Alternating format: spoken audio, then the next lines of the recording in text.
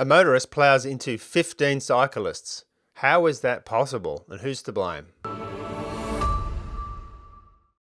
Recently I was traveling to the Middle East. It was the first time I was there, and I was surprised to find out the interest in cycling, both on-road and off-road, because when I think of the Middle East, I think of sand and oil, and neither of those things really sound conducive to cycling, but it is actually very popular there. Now, also whilst I was there, I learned about an incident where 15 cyclists were hit by a motorist. We did some digging into this incident. It turns out it was in Kuwait City in Kuwait, and it was May of 2023. 15 cyclists had come to Kuwait City to ride along the seashore.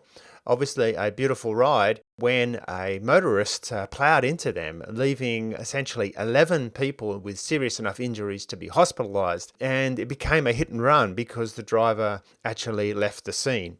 Through the use of surveillance cameras and other reports, there was enough information to piece together what exactly had happened, and the motorist eventually turned himself in and is now facing prosecution. There was not a lot of reporting done on exactly what the motorist was doing that caused the incident, or what the cyclists were doing, but there was a lot about what the cyclists did not do, which was obtain a permit. Now, I've never heard of requiring a permit to ride a bicycle anywhere, but it did go into detail that if they had had a permit, then the authorities would have given them a security detail, which may have even included an escort, which sounds great in hindsight, and perhaps if they'd have known about that, they would have done it.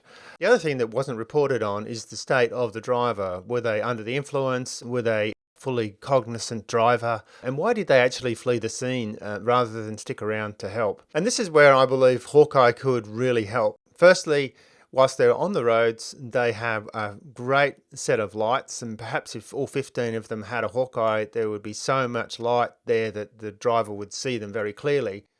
Secondly, they would have a chance to avoid because they would see the driver coming.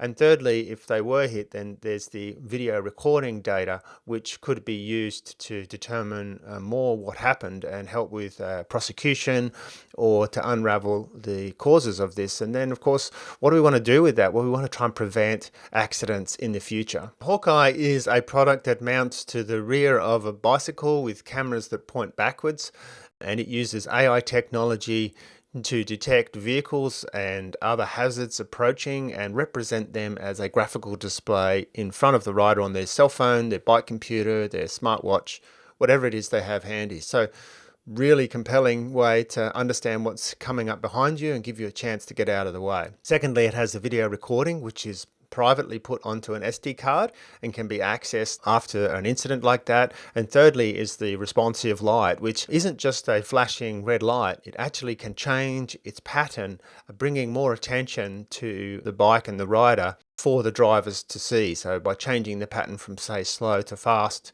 can be done automatically with the device.